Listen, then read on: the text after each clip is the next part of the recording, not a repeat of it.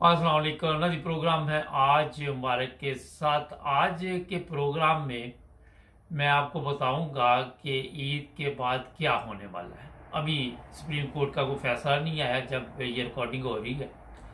हुआ ये है कि शहबाज शरीफ ने जाना था उम्रे पे अबादत के लिए, क्योंकि ज़ाहिर है पाकिस्तान में गुर्बत अफलास इतनी है, लोगों को आटा नहीं मिल रहा, चीनी नहीं मिल रही, लोग भूख से मर रहे हैं, मेडिकल नहीं है, महंगाई है।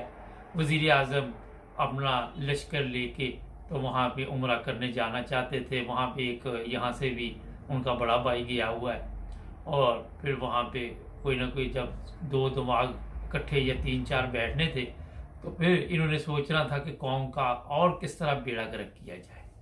इनकी इबादत यही है, इनकी हर वो इबादत है जिसमें कौम तकलीफ में रहे, कौम लाइनों में लगी रहे, कौम को आटा ना मिले, अगर मिले भी तो गंदा आटा मिले जो खा ना सकें। ये इनकी इबादत का एक हिस्सा है। ये जो हमारे चोर डाकू हुक्मरान ने लंबे अरसे से पाकिस्तान पे गवर्नमेंट कर रहे हैं, हुआ ये है। अब मैं आपको बताता हूँ कि जरदारी ने नून लीग का जो बेड़ा गर्क करना था वो उसने कर दिया। बेड़ा गर्क करने के बाद अब आहिस्ता आहिस्ता जरदारी जो है इनसे जान छुड़ाने की कोशिश भी कर रहा है, और ऐसे बयानात भी दे रहा है कि किसी तरह अब हमारे रास्ते दोबारा अलहदा हो जाए। ये शहबाज शरीफ क्यों नहीं गया उम्रे पे?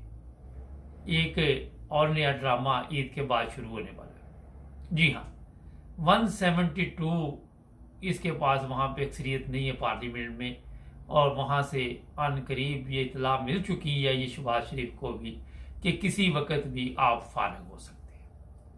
आप देख लीजिएगा कि ईद के बाद पंजाब के इलेक्शन की तारीख जो भी हो उसका इससे कोई तल्लक नहीं, मगर जो कौमी असम्बली सख्त बैठी हुई है इनमें दराड़ इतनी पड़ चुकी है कि कई बंदे गायब हो जाएंगे, तरीके अदम एतमाद जब पेश होगी, या सदर भी कह सकता है।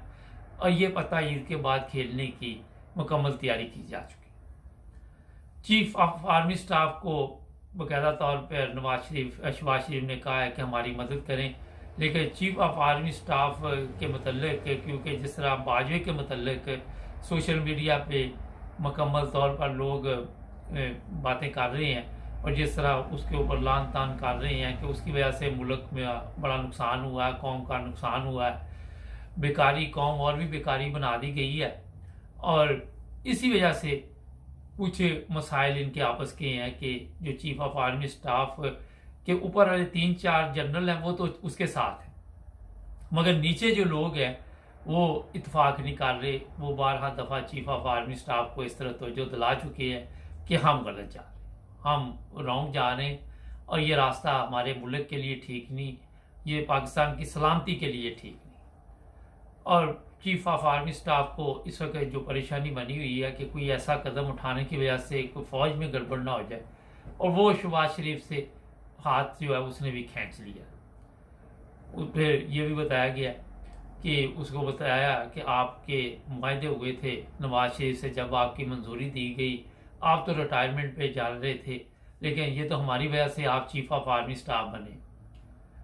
आपको इल्म होगा कि ज़ियाउल हक को भी भुट्टो ने इसी तरह तरक्की दी थी, और वो हकदार नहीं था इस चीज़ का। और जब भी एक चीज़ ज़हन में रखें, पाकिस्तान में हक मारना मामूली केस है, कोई प्रॉब्लम नहीं है। आप जिसका मर्जी हक मार ले, कोई आपको पूछेगा नहीं, बस आपके पास ताकत होनी चाहिए।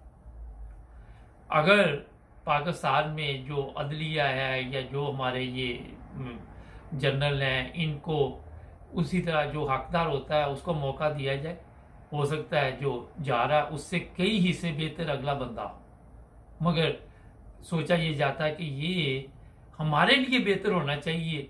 हम जो चोरी और फरेब और धोखाधड़ी करते हैं उसमें मामलत करे चीफ ऑफ आर्मी स्टाफ, ना कि वो पाकिस्तान की जो फौज है उसके लिए बेहतर सोचे, या सरहदों के लिए बेहतर सोचे, या पाकिस्तान की अवाम के लिए बेहतर सोचे, या पाकिस्तान के उन ममालिक से जिनसे अच्छे तल्लुकात हैं उनके लिए बेहतर सोचे। ये सब चीज़ें पीछे छोड़ दो, ये हमारे लिए बेहतर सोचे। और जिस तरह हम कहें उसी तरह ये कि जनाब ठीक है, अगर हम कहें कि इस वक्त दिन है तो ये कि जी दिन है, अगर हम कहें कि रात है तो ये कह रहा है हम जो बात भी गलत करें, इसका काम है बस ये कहना ठीक है। अब हुआ ये है कि फौज में इमरान खान को भी लोग पसंद करते हैं, पुलिस में भी करते हैं, और पुलिस में ऐसे लोग भी हैं जो नून लीग के, जिनके जरिए ये अमीन जो गंडापुरी पकड़ा हुआ है उस पर भी तशद्दुद करवाया गया है और उसको टार्चर किया गया है। ये सब पुलिस वालों की लिस्टें बननी है, सबको वो सबके साथ सलूक होना है जो आप सोच भी नहीं सकते। क्योंकि इमरान खान ने जब से वो जज को धमकी दी है, अब वो धमकियां नहीं देते, इन्होंने लिस्टें बना ली हैं लोगों की। लोग आके इमरान खान को बताते हैं कि फलां एसपी था, फलां था, कुछ सोशल मीडिया पे तस्वीरें डाल दी जाती है। कुछ आजकल एक और मैं चीज़ बता दें कि औरत पकड़ी है जिस जेवर चोरी किया उसको पुलिस वाला मार रहा है, वो वीडियो बड़ी वायरल हुई है और इंटरनेशनल लेवल पे पाकिस्तान का जो नाम रोशन हो रहा है, मेरा ख्याल है उसमें इजाफा होगा। जिस तरह पहले इन कामों में बड़े आगे बढ़ चढ़ के हम चलते हैं, किसी पुलिस वाले ने वो वीडियो बना के डाल दी और उस औरत पे तशद्दुद किया जा रहा है, उसके हाथ पीछे बांधे हुए।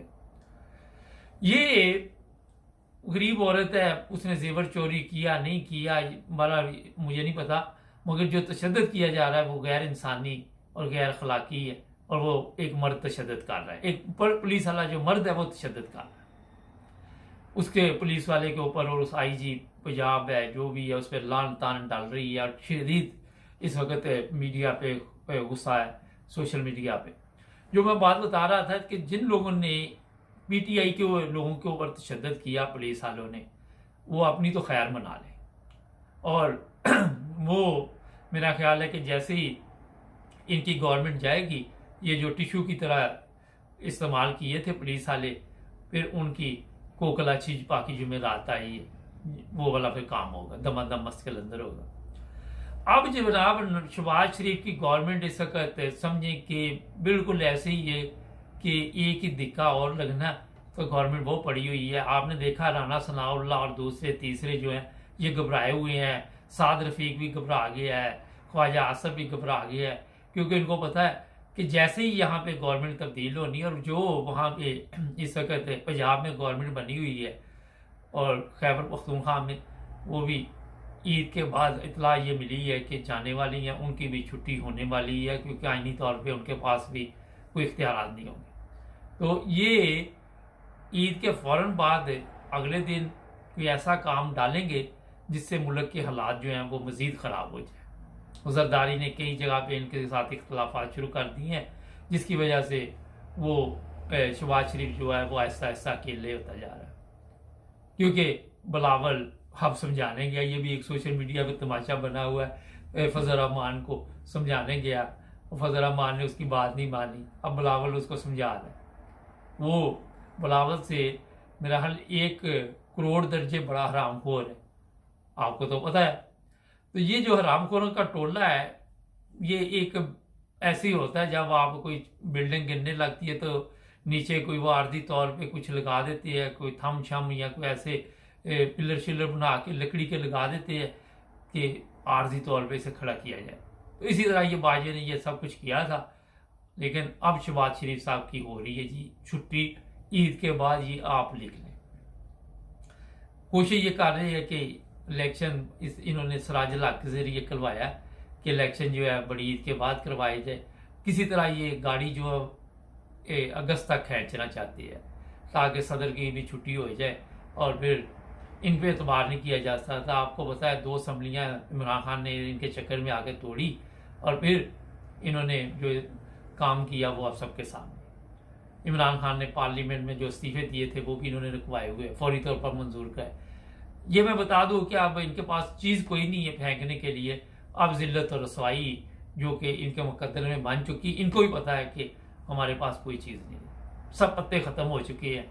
और इमरान खान को अब गिरफ्तार करने के लिए जो प्लानिंग की जा रही है वो भी कामयाब नहीं होगी, क्योंकि इमरान खान के साथ अवाम है और उसको गिरफ्तार करने से अवाम में और भी मकबूलियत होगी। और अगर उस पर दोबारा हमला भी, जितने ये हमले उस पर करते हैं उससे और ज़्यादा वो मकबूल हो रहा है और इनका उतना ही बेड़ा गर्क हो रहा है। अभी आपको मेरा ख्याल है कि 2 दिन बाद ईद है, उसके बाद पता चल जाएगा कि कौमी असम्बली के क्या हालात हैं और जो सूबाई असम्बलियाँ उनके क्या हालात हैं और पाकिस्तान में क्या तब्दीली आने वाली है। ये मेरा ख्याल है अब ज़्यादा इंतज़ार करना नहीं पड़ेगा। नादरीन जुड़े रहे हमारे साथ, शाम को हालात आज़रा में आपको मज़ीद तफसीलात बताएंगे। सब्सक्राइब करें।